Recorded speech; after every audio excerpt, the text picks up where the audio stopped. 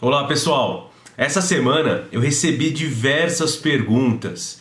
O pessoal estava alvoroçado na internet falando que o Banco Central tinha emitido uma norma proibindo os bancos de pagarem dividendos neste ano. Eu meio que sem saber o que tinha acontecido fui pesquisar. Então pessoal, nesse vídeo aqui eu vou explicar se isso realmente vai acontecer e se isso vai prejudicar ou não os seus investimentos.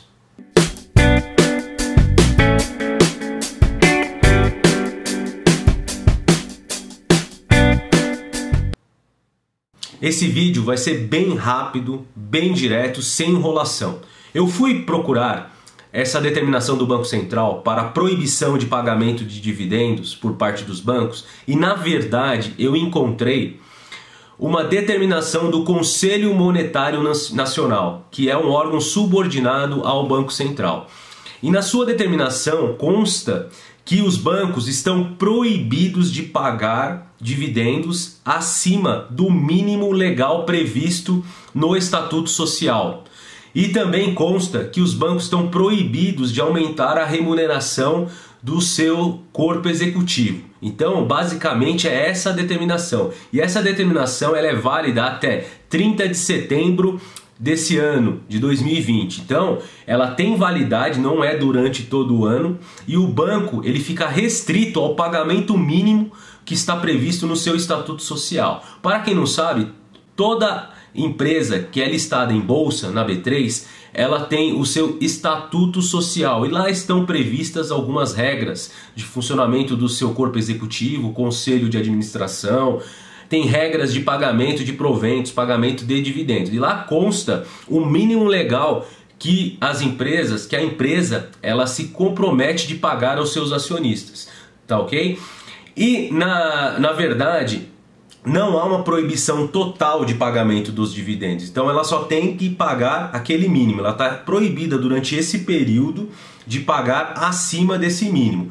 Vamos pegar o exemplo do Bradesco. O ano passado, o Bradesco ele teve um payout de 70%. Ou seja, ele pagou 70% do seu lucro líquido durante o ano aos seus acionistas. Só que no seu Estatuto Social, o Bradesco tem um mínimo legal de 30% de payout. Então, na verdade, o Bradesco ele vai ficar durante esse período, ele não pode pagar acima dos 30%. Então, isso que ocorreu.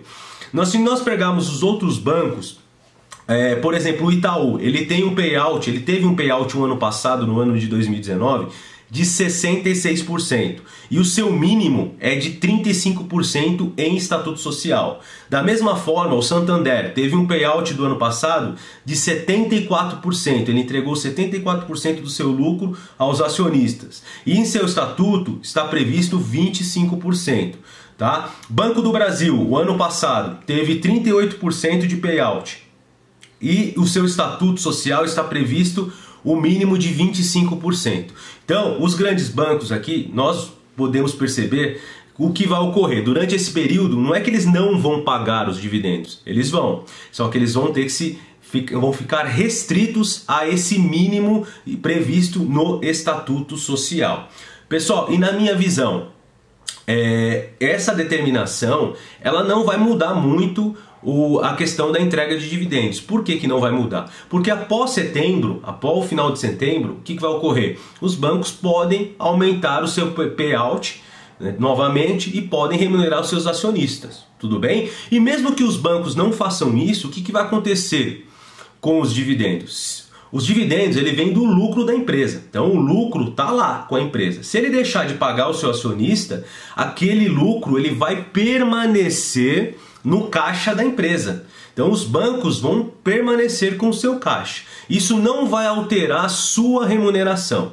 Claro, pode ser que no curto prazo tenha um pagamento menor, mas isso não deixa de remunerar no longo prazo os seus acionistas. Então essa é a minha visão. Então essa determinação ela não muda muito a questão dos dividendos para os bancos, né? Então na verdade não vai mudar muita coisa para o acionista. O que pode mudar é que diante dessa crise toda, os bancos venham a ter menos lucro e pagar menos dividendo consequentemente. Então esse é o perigo, tá? Mas com relação a essa ordem, essa determinação, eu acredito que ela até vem em linha do que vem ocorrendo, né, no Brasil, meio para alinhar, para garantir recursos, garantir caixa para os bancos, que eles possam passar por esse momento difícil e que lá na frente não ocorra uma crise de crédito no Brasil. Então, basicamente é isso. Então, eu acredito que não altera muito, não é para ficar apreensivo, ficar desesperado, eu não vou mais investir em banco, não. Na verdade, mantenha a sua estratégia, né? Se a sua estratégia é investir em banco, continue, não mude por causa disso, isso não vai alterar muita coisa. Pessoal, espero ter ajudado, espero que essas informações aqui tenham tirado a dúvida da maioria das pessoas, tá? Eu fico agradecido aqui por terem assistido e até uma próxima.